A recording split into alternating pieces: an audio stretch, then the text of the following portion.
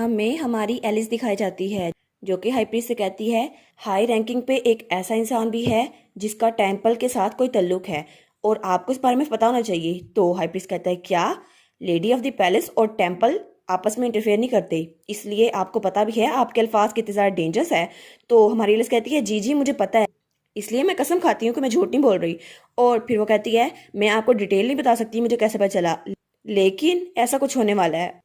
और वो सोचती है एम्प्रेस की स्टेटमेंट कि वो मुझे पोप बनने में सपोर्ट करेगी और उसके बाद मुझे सेकंड प्रिंस को सपोर्ट करना पड़ेगा, लेकिन शायद वो चाहती है कि प्रियोन वो पोप ना बने।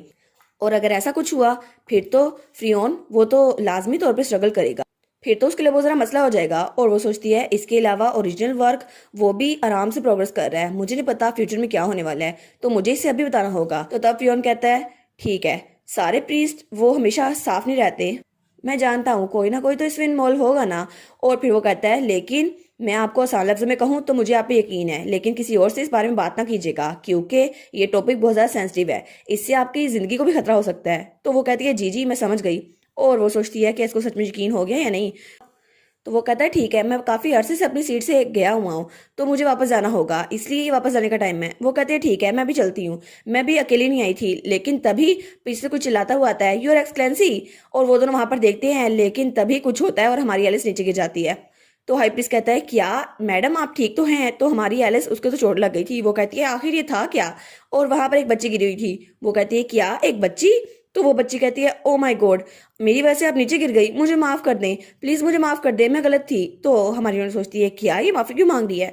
वो कहती है मैं तो डिप्टी के पास जाना चाहती थी ताकि मेरी मोम वो जल्दी से ठीक हो जाए, प्लीज मुझे माफ कर दे। तो हमारी यूनियन कहती है नहीं नहीं कोई बात नहीं, तुम्हें माफी मांगने की जरूरत नहीं है, और योर एक्सलेंसी प्लीज बच्चे को काम डाउन करे।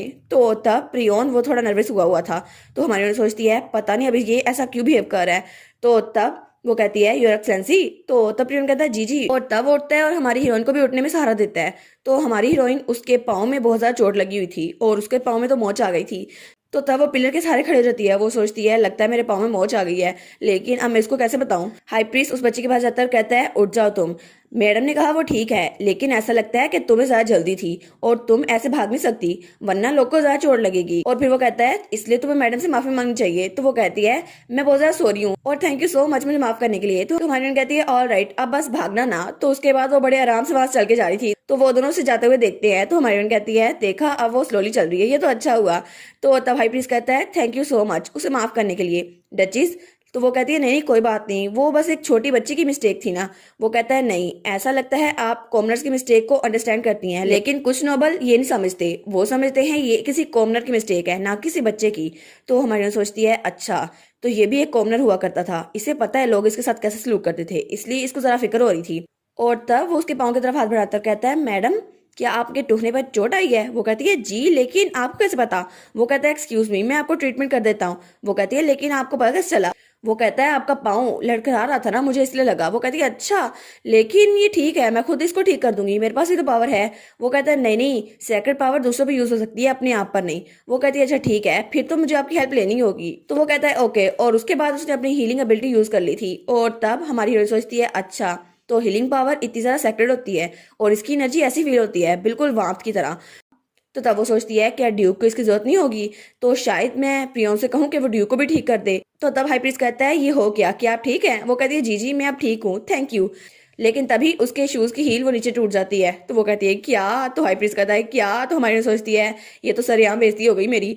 तो तब वो कहती है मुझे माफ कीजिएगा लेकिन लगता है गिरने की वजह से हील टूट गई है, मुझे लगता है शायद इस शूज को फिक्स नहीं किया जा सकता। वो कहता है जी जी ऐसा ही है। तो हमारी कहती है फॉर्चुनेटली उस बच्चे को चोट नहीं आई, लेकिन अच्छा हुआ उसको इस बारे में पता नहीं था वरना वो तो शौक से बेहोश हो जाती। तो तब हाई प्रीस्ट कहता है जी मैडम आपकी काइंडनेस हमेशा शाइन करती रहेगी और प्लीज आप मुझे हाथ दीजिए मैं आपको बग्गी तक पहुंचा देता हूँ। तो तब वो उसकी तरफ हाथ बढ़ाती है और कहती है थैंक यू। लेकिन तभी वहां से ड्यूक आता है, वो कहता है अपना हाथ पीछे रखें, आपको पता होना चाहिए प्रीस्ट फ्रियोन यहाँ बहुत सारे लोग आपको देख रहे हैं। तो तब ड्यूक वहां पर खड़ा उसको बड़े घुरी जा रहा था। तो हमारी हीरोइन कहती है योर हाइनेस। तो तब फ्रियोन कहता है नहीं नहीं आपको कोई गलतफहमी हुई है, डचेस के शूज की हील वो टूट गई थी इसलिए मैं उनको हाथ दे रहा था और कोई बात नहीं। वो कहता है अच्छा फिर भी आपको कॉशियस होना चाहिए बहुत सारे लोग आपको देख रहे हैं। तो तब वो उनके पास आ गया था, तो हाई प्रीस्ट वो उधर ही था। तो ड्यूक बहुत जरा घूर के हाई प्रीस्ट को देख रहा था। तो हाई प्रीस्ट कहता है क्या आप ये मुझे घूरी क्यों जा रहा है। तो तब हमारी सोचती है लगता है ये बहुत जरा गुस्सा है। तो वो कहती है नहीं नहीं, हाई प्रीस्ट ने मेरी हेल्प की थी, उन्होंने तो मुझे ट्रीट भी किया। वो कहता है क्या ट्रीटमेंट, क्या तुम्हें कहीं चोट आई है। वो कहती है नहीं नहीं, बस मेरा पाँव उसको मोच आ गई थी और कुछ नहीं, और अब तो ठीक हो गया है। तो हाई प्रीस्ट कहता है ठीक है, अब फिक्र करने की जरूरत नहीं है, और अब ड्यूक आ गए है ना तो मैं चलता हूँ यहाँ से। तो ड्यूक कहता है हाँ जाओ यहाँ से, और उसके जाने के बाद वो उसको मुड़ के देख रहा था। तो तब हमारी सोचती है ऐसा लगता है ये तो एक समुराई है जो कि रेस्टोरेंट को प्रोटेक्ट कर रहा है, ये मेरे लिए इतनी ज़रा फिक्रमंद है, और वो तो बिल्कुल किसी लूमड़ी की तरह लग रहा था। वो कहता है क्या तुम चल सकती हो। तो हमारी कहती है नहीं नहीं, मुझे लगता है मुझे नए शूज़ की ज़रूरत है। वो कहता है अच्छा ठीक है, तो मेरा हाथ पकड़ो। वो कहती है अच्छा फिर तो प्लीज़ मुझे सपोर्ट करना, और उसकी तरफ अपना हाथ बढ़ाती है। लेकिन ड्यूक वो तो उसको गोद में उठा लेता है बिल्कुल प्रिंसेस स्टाइल में। वो कहती है ओ माई गॉड ये आपने क्या किया। वो कहता है तुम इतनी ज़्यादा सरप्राइज क्यों हो रही हो, ये पहली बार तो नहीं है जब मैं तुम्हें ऐसे उठाया। तो वो कहती है क्या, और तब वो उसको पुरानी रात का हवाला दे रहा था जब वो उसको उठाकर बेड तक लेके आया था। तो वो कहती है क्या आप उस बारे में बात कर रहे हैं, और वो तो ब्लश करने लग गई थी। वो ड्यूक के मुंह पे हाथ रखती है। वो कहती है प्लीज ऐसी बातें पब्लिक में ना कहें, लोगों ने सुन लिया तो गलत समझेंगे। वो कहता है मैं तो सांस नहीं ले पा रहा। तो वो अपना हाथ पीछे कर लेती है। तो फिर उसके करीब होता हुआ कहता है क्या अब हमें चलना चाहिए, वैसे भी ये कंफर्टेबल होगा मैं तुम्हें ऐसे लेके चलूं। तो वो कहती है प्लीज मुझे नीचे उतारे, मैं चल सकती हूँ। वो कहता है लेकिन एक लेडी का बिना शूज के चलना बहुत जरा डिसरिस्पेक्टफुल है, तो मुझे लगता है आपको ऐसे नहीं चलना चाहिए। वो कहती है अच्छा ठीक है, और वो सोचती है एक मिनट, अगर हम इस रास्ते से जाने वाले हैं तो वहां पर तो बहुत सारे लोग होंगे। और तब ड्यूक उसको उठाकर वहां से ले जा रहा था, और वहां पर सब लोग खड़े थे, हाई प्रीस्ट प्रियोन भी और बाकी भी बहुत सारे लोग। तो तब हाई प्रीस्ट कहता है क्या, तो सब पीछे से कहते हैं ये तो ड्यूक और डचेस है ना डिराट फैमिली के। तो हाई प्रीस्ट वो तो थोड़ा जेलस हो रहा था, या फिर थोड़ा कंफ्यूज या शर्मिंदा। तो हमारी हीरोइन वो तो बहुत जरा ब्लश कर रही थी, और हमारा ड्यूक वो तो बड़ी प्राउड नजर से देख रहा था उसकी तरफ। तो तब हमारी हीरोइन सोचती है मैं तो अपना चेहरा उठा ही नहीं पा रही, मुझे कितनी ज्यादा शर्मिंदगी हो रही है। लेकिन ड्यूक वो तो उसको उठा के ले जा रहा था, और सब लोग उसी को देखी जा रहे थे। तब वो इंटरेस्ट तक पहुंच चुके थे। तो हमारी कहती है प्लीज अब तो मुझे नीचे उतार दें, आप तो मैं यहाँ से कैरेज तक चल के जा सकती हूँ। तो ड्यूक कहता है नहीं मैं आपको अभी नहीं उतार सकता, और तब वो उसे सीढ़ियों से नीचे ले आया था। तो तब वहां पर जो कोच वन खड़ा था वो कहता है ओ माय गॉड ड्यूक ने डचेस को उठाया हुआ है, और उसका पर्सपेक्टिव कुछ ज्यादा रोमांटिक था। तो हमारी कहती है प्लीज अब तो मुझे नीचे उतार दें, अब तो बग्गी सामने खड़ी है। तो ड्यूक कहता है अच्छा ठीक है, और वो सोचता है ये कितनी ज्यादा क्यूट है। तो हमारी सोचती है अब इसमें हंसने की क्या बात है, ये स्माइल क्यों कर रहा है। तो तब उसको नीचे उतार देता है। वो कहता है ठीक है जैसा आप कहें। तो तब हमारी उन्होंने उसकी तरफ देखती है। तो वो कहता है वेल मैंने उस शख्स को वो दिखा दिया जो मुझे दिखाना था, क्योंकि मैं उसके लिए ये कर रहा था। तो हमारी कहती है क्या किसके लिए कर रहे थे। तो तब इसको वो बुलाता है योर ग्रेस। तो हमारी उन्होंने उसकी तरफ देखती है। वो कहती है ये आवाज ये तो डेविड की है ना। तो डेविड वहां चलता हुआ आता है। तो हमारी उन्होंने कहती है क्या अब ये यहाँ पर कैसे। तो ड्यूक कहता है तुम यहाँ पर क्यों आए डेविड। तो डेविड कहता है मुझे माफ कीजिएगा लेकिन रॉयल पैलेस से एक मैसेज आया है। तो ड्यूक कहता है क्या कौन सा मैसेज। तो वो कहता है बात यह है कि लेडी क्विलन और उनका बेटा वो दोनों मर चुके हैं। तो हमारी एलिस और ड्यूक दोनों शॉक हो गए थे। तो ड्यूक कहता है क्या वो मर गए, लेकिन कैसे, अभी कल तक तो वो जिंदा थे।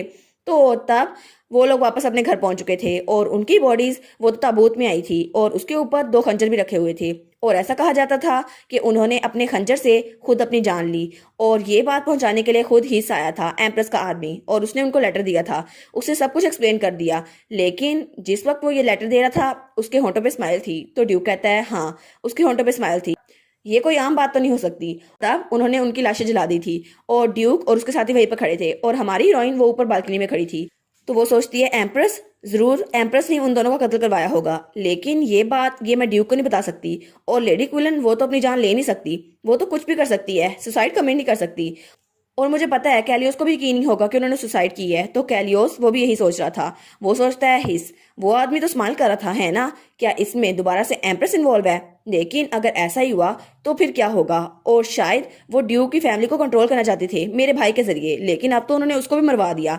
अब वो क्या चाहते हैं, और एम्प्रेस मुझे लगता है उसने उन दोनों को मरवाया क्योंकि उसमें उनका फायदा था। शायद वो कुछ ऐसी चीज जानते थे जिससे हमें उनके खिलाफ कोई सबूत मिल सकता था। तब वो पीछे मुंह करता है और ऊपर हमारी एलिस को देखता है जो वहां खड़ी कुछ सोच रही थी। तो वो सोचता है अच्छा तो वो लोग हम पे नजर रखे हुए थे, ऐसा लगता है कि एलिस उसको भी किसी पे शक हो रहा है। तो तब डेविड आता है, वो कहता है ये कितना जरा फ्रस्ट्रेटिंग है, हमें इन्वेस्टिगेशन करने का मौका नहीं मिला और वो पहले ही मर गए।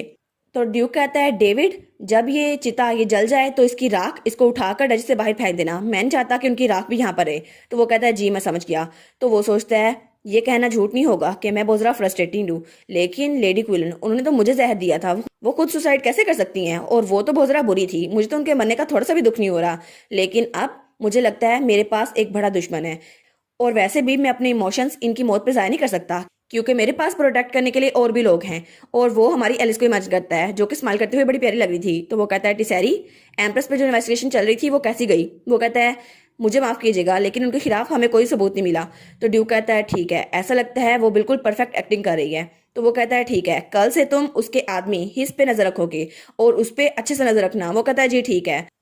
तो ड्यूक सोचता है एलिस, ये तो वही लड़की है ना जिसको मेरी स्टेप मदर लेकर आई थी, लेकिन उन्होंने कभी इमेजिन नहीं किया था कि वो मेरी जान बचाएगी। और तब वो मुड़ते हुए सोचता है लेकिन मैं सिंसियरली थैंकफुल हूँ आपके लिए, क्योंकि मदर आपने अपनी जिंदगी में सिर्फ एक अच्छा काम किया, एलिस को मेरी जिंदगी में लाकर।